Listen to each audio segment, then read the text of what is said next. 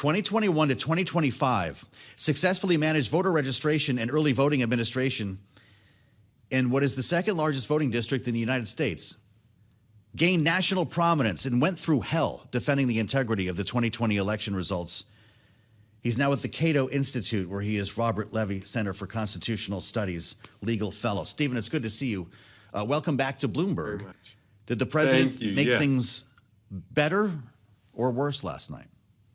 Well, he certainly stirred the pot, as he is apt to do when it comes to election administration. But I think that the headline is what you said, which you said, scant on details, light on details. And the president made a number of very serious allegations about the general functionality of our election system.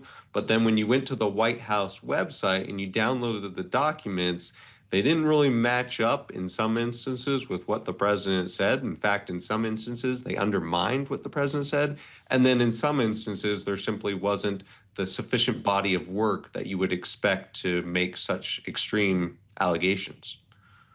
Yeah.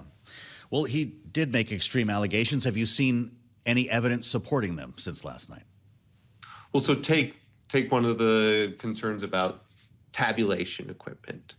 Yeah. And in the United States, we, of course, tabulate at the local level. There is no central hub by which you can corrupt all tabulators. And, of course, importantly, 98% of Americans have a paper ballot when they go to cast their vote. They either hand fill it out on paper or they touch a screen that prints off a paper ballot. And those paper ballots are important because you can't hack them and you can audit them. And so if there were any machine manipulation, it would be revealed in that. But even so, even by the reports that the president himself put out, I want to read to you one of the conclusions, which is, quote, "We assess that vote tabulation systems would be difficult to manipulate on a wide enough scale to compromise election results," end quote. So even the documents that the president is revealing as his blockbuster debut into reopening cases of massive election fraud come to the same conclusion that the election community has come to for 6 years, which is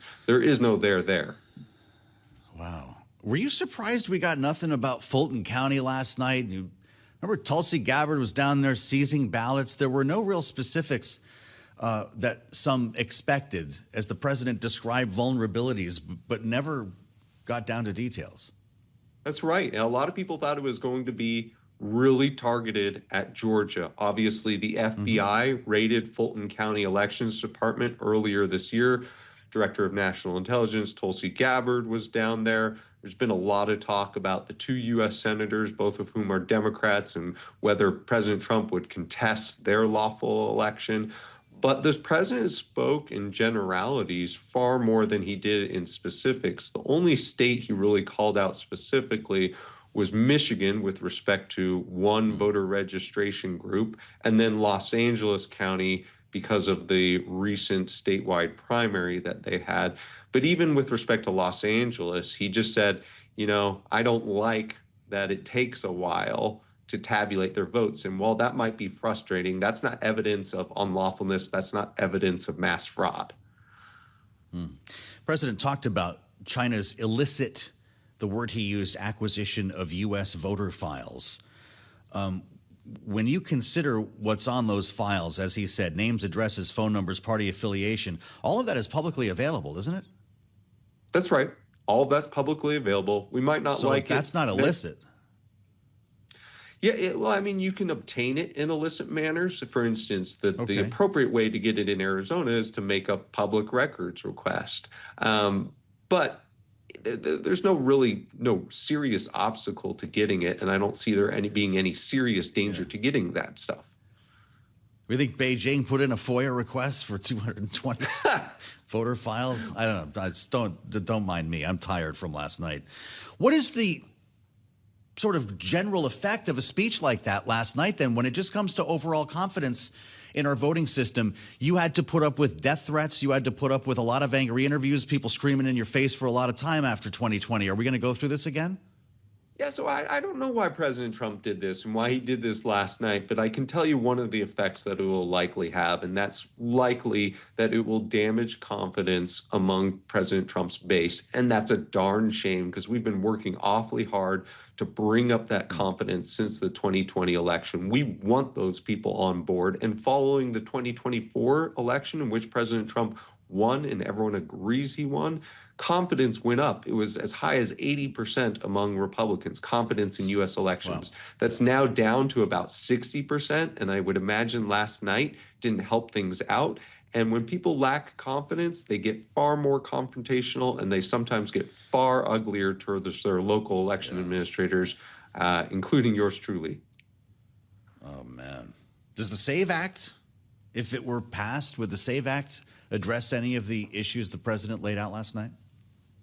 Yeah, so to the extent that the president really made a push for anything, or there was a reason for him to do this, it was his promotion of the Save America Act at the end. And then the Save America Act could potentially relieve concerns as far as non-citizens participating in American elections, which is unlawful in every single state. But what the president would like to require is documented proof of citizenship in every single state. That's not true currently of every single state.